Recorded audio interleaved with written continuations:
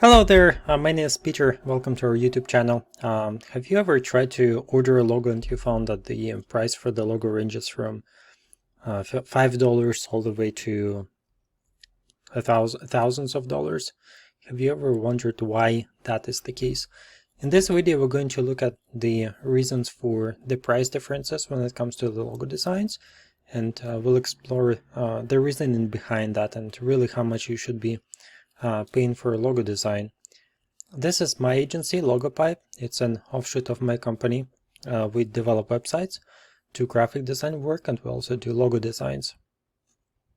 As you can see, we have different price ranges for logos. We start at $49, and the most expensive one here is $1,500. Have we designed logos more expensive than that? Yeah, we did. However, for majority of the clients, this price range works quite well. So I want to dive into the reasons behind why there is such a big price difference. And I've seen logos that have been designed for much more than $1,500. When I worked in Tyco, they were working on a new branding, and they've spent about 2 months trying to put together a new branding strategy for a new product. And when it came time for an announcement, really it was the logo that they've designed and the name for the new product, as well as colors that they were going to be using.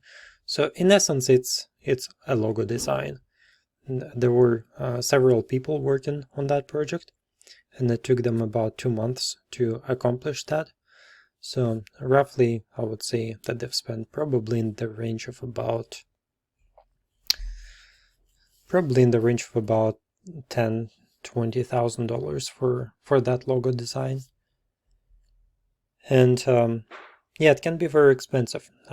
So why is one logo you can get it for about $5, and another logo can cost tens of thousands of dollars? And we're going to go through some very unique reasons for that, and something that you really should be aware of when you're starting a business or when you are expanding your brand and creating new brand identities. So in our case, the very basic option is what's called napkin sketch, when a person actually has already a logo drawn out on a piece of paper and we just need to vectorize it and turn it into a picture. So they would provide something like this to us, and then we actually create logo for them. So the real logo design really starts at the clear idea stage here, and when a person actually has some sort of an idea of what they want, and onwards. Now let's talk something that exists in the industry of logo design that's called logo design platforms, do-it-yourself logo design tools. They are used by majority of logo designers. Basically, it's a collection of different fonts. It's a collection of different icons that they slap together, and designers can create multiple logo designs very fast. So in a matter of 10 days, 10 minutes, they would be able to put together 3, 4, 5 logo designs, and they would send it over to a client. Now, if a person is not aware of such practices, they might be paying $100 for something that took a designer literally 10 minutes to put together. It's slap together logos, that's what I call them. Those logo designs, they're very they look very similar to each other, and you might actually find your logo being used by another agency because somebody else had somewhat of a similar idea, or you'll have the same icon, stock icon that was used with another agency but a different font style. So look at it in a way of you've got different font styles and you've got different icons, and the program automatically puts those together and creates a logo for you. So that algorithm works in the same way for each person that uses it. And there's only so much creativity that you have there You cannot really go beyond that tool. So in general, if you're looking at the on the market at the price points under $350, generally that's what they're doing when they're creating logo designs. In our case, it's not what we're doing. In our case, we actually use Adobe Illustrator to put together logos. We have also library of elements, but it's a much bigger library of elements, and it is a premium library of elements. We pay money for it.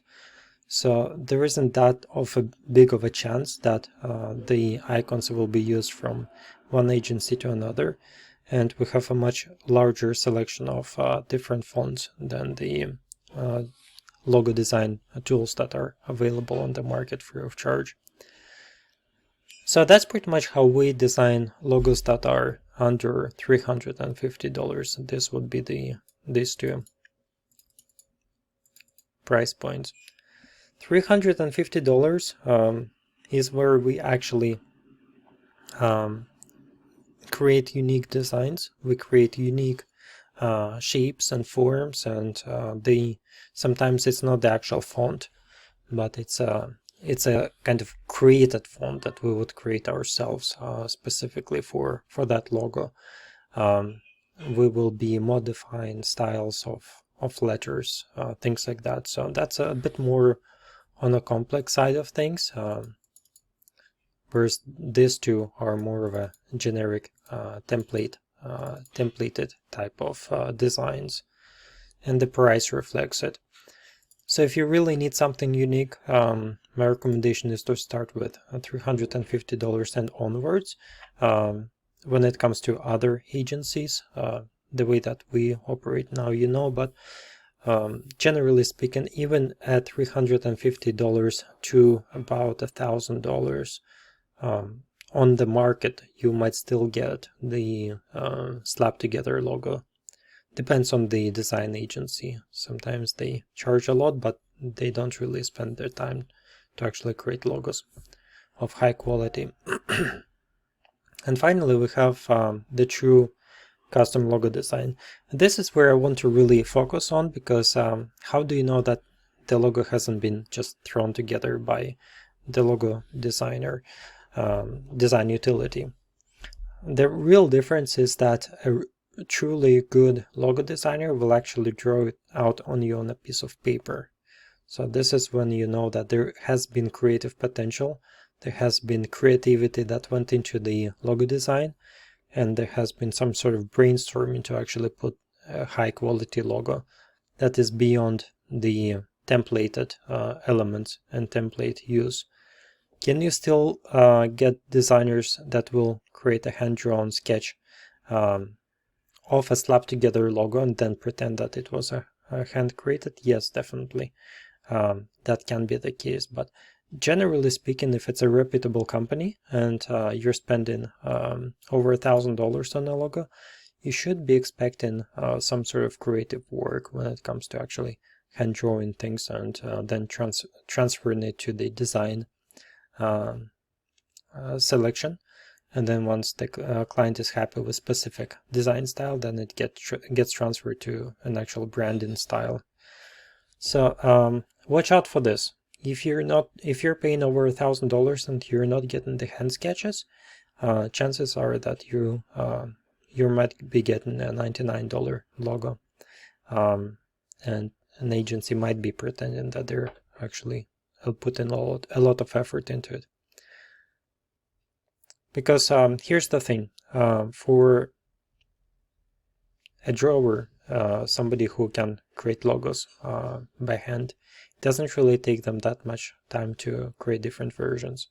And if you're paying $1,500 or higher, you should be expecting quite a few of those hand-drawn logos to choose from.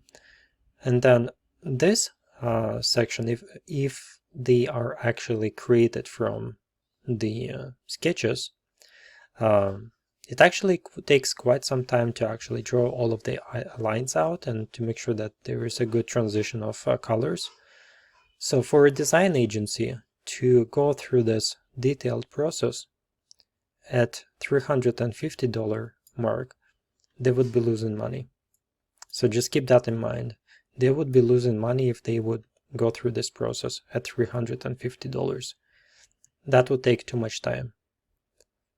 So that's why the high quality logos, the truly unique logos, they cost $1,000 or higher. And again, you really need to make sure that you're working with a reputable agency that actually knows what they're doing. Different logos have different complexities. Eco Oils is one of those logos, as you can see. That's very complicated. There's a lot of fine, tiny elements. And this brings us to the last point of this video. Logo needs to be vectorized. Vectorization is critically important because if the logo isn't vector, that means you will not be able to use it for print, most likely. And you will not be able to modify the transparent, to make it into a transparent background. Designer might export for you PNG images and JPEG images. JPEGs always have solid background behind it. PNG images usually have transparent backgrounds behind it, but they have specific set size. So if you want to paint your logo on an airplane, they will always ask you for a vectorized version of a logo. If you need a logo to be etched on a glass, on a cup, or to be printed on a pen, for example, they will ask for a vector version of a logo. So unless you have a vectorized version, vector file of your logo, in essence, you do not have your logo. If you have just PNG and JPEG pictures, that's not a logo design. You really need to make sure that you're getting those EPS. So the extension is .eps, that's the Adobe Illustrator file, or .svg, that's another extension for a vector image. Primarily that's used on the websites. So yeah, that's pretty much the overview of the logo design. It's a lot more complicated when you actually dive into the nuances of the logo design, but hopefully this video has cleared up some of those questions that you might have about why is there such a big price difference. And last thing that I want to talk about is the extremely high priced logos that are tens of thousands of dollars worth, and why do they cost so much money. The reason behind the logos that are so expensive is because those agencies, they're looking at how does that logo, how does that brand name sound in different languages. So if it's a global organization, they need to make sure that the name of an agency isn't a swear word in some other language, that it's going to be understood properly in different cultures. We need to make sure that the logo that has been designed is easy to understand and that it has double meaning. And that's really important to make sure that the logo is memorable. So things like that are critically important when we're talking about the logo design for corporations. The double meaning, and to make sure that it sounds good in different languages, in different cultures. Alright, if you have any questions, feel free to reach out to us, and if you need logo design, you are welcome to use our website and start logo design. The best way is to give us a call.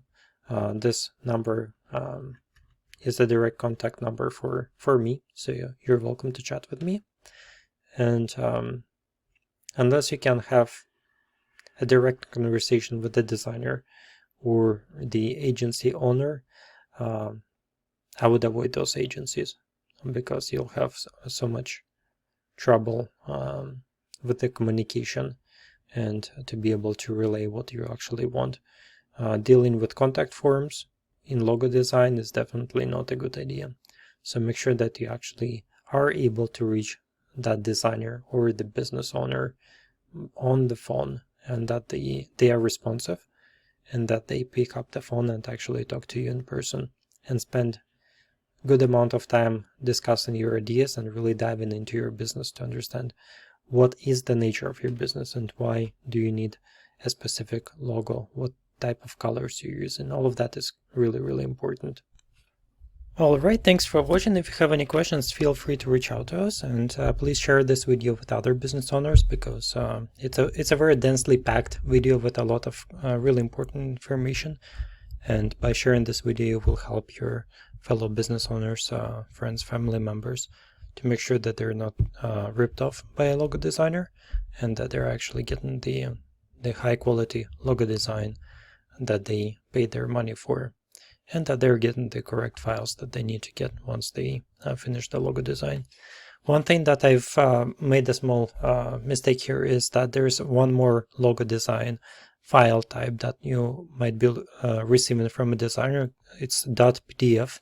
It's a PDF file, but it's a special type of PDF file. It has a logo that is in a vectorized version.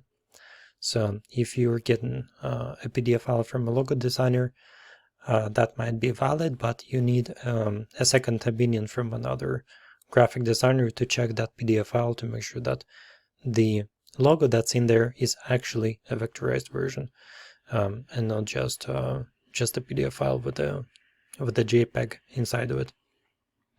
All right, thanks. Take care. Bye.